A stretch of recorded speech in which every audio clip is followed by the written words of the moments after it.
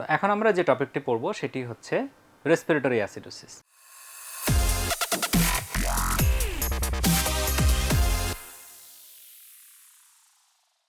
তো রেসপিরেটরি অ্যাসিডোসিসের ক্ষেত্রে আমরা অলরেডি আশা করি আপনারা দেখেছেন এটা আমার আগের সেশনগুলো, যেখানে আমরা পিএইচ এর একটি ফর্মুলা দিয়ে আমরা পড়েছি, পিএইচ সমানুপাতিক বাইকার্বনেট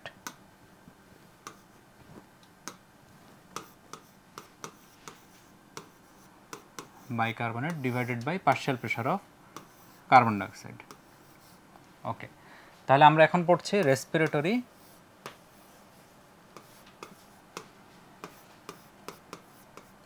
অ্যাসিডোসিস।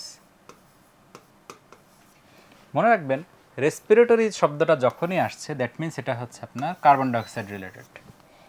এবং অ্যাসিডোসিস যেহেতু আমরা বলছি, তাহলে পিএইচ এর কী হবে? এখানে পিএইচ কমবে। অ্যাসিডোসিস মানে পিএইচ কমবে। So partial pressure of carbon ডাইঅক্সাইডের এমন কোনো চেঞ্জ যেই চেঞ্জটার জন্য আমার পিএইচটা কমছে।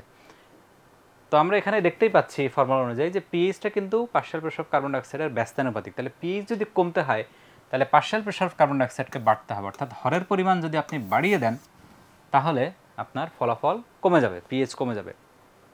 সো এই কাহিনীটাই হয় রেসপিরেটরি অ্যাসিডোসিসের ক্ষেত্রে।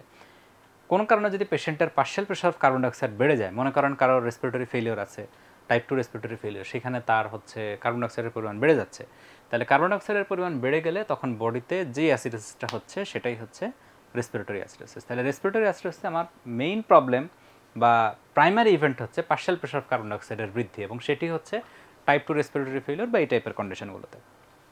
সেই ক্ষেত্রে আমার পিএইচের পরিমাণ কমছে, কারণ এটা হচ্ছে একটা ব্যস্তানুপাতিক রিলেশনে আছে। তাহলে প্রাইমারি ইভেন্ট হচ্ছে পার্শিয়াল প্রেশার অফ কার্বন ডাইঅক্সাইডের বৃদ্ধি।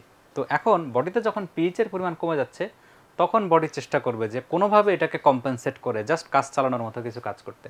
সেই ক্ষেত্রে যেটা হবে, বাইকার্বনেটের পরিমাণটা বডি বাড়িয়ে দিবে, দ্যাট ইজ কিডনির মাধ্যমে সে বাইকার্বনেটকে ধরে রাখবে বডির মধ্যে। তাহলে বাইকার্বনেটকে সে যখন বডির মধ্যে ধরে রাখছে তখন কিন্তু আমাদের এই যে হরের পরিমাণ এবং লবের পরিমাণ দুটোই কিন্তু একই অনুপাতে বাড়ছে। একই অনুপাতে যখন বাড়বে তখন আলটিমেটলি পিএইচটা টুয়ার্ডস নর্মাল চলে আসবে। তাহলে এইটা হচ্ছে আমার কম্পেনসেশন। তাহলে প্রাইমারি ইভেন্ট এক জায়গায় হচ্ছে লাংসে, কম্পেনসেট করছে হচ্ছে কিডনি। তাহলে এই কম্পেনসেশনের পর বডি যেটা করে লং টার্মে আমাদের এই প্রাইমারি ইভেন্টটাকে ঠিক করার চেষ্টা করে, এটাকে আমরা বলছি কারেকশন। দ্যাট ইজ বডি তখন মনে করেন আপনি পেশেন্টকে ট্রিটমেন্ট করলেন, টাইপ 2 রেসপিরেটরি ফেলিয়ারের ট্রিটমেন্ট করলেন, করার পরে তার কার্বন ডাইঅক্সাইডের পরিমাণ লাংস ঠিকমতো কাজ করা শুরু করলো এবং কার্বন ডাইঅক্সাইড রিটেনশনটা তখন হলো না, সেই ক্ষেত্রে কার্বন ডাইঅক্সাইডটা নর্মাল হয়ে গেল। এই জিনিসটাকে বলা হচ্ছে কারেকশন। তাহলে প্রাইমারি ইভেন্টকে আমরা ঠিক করছি কারেকশনের মাধ্যমে। কারেকশন করলে তখন দেখেন পিএইচ কিন্তু তখন নর্মালি চলে আসবে। তাহলে এই হচ্ছে মোটামুটি আমাদের রেসপিরেটরি অ্যাসিডোসিস।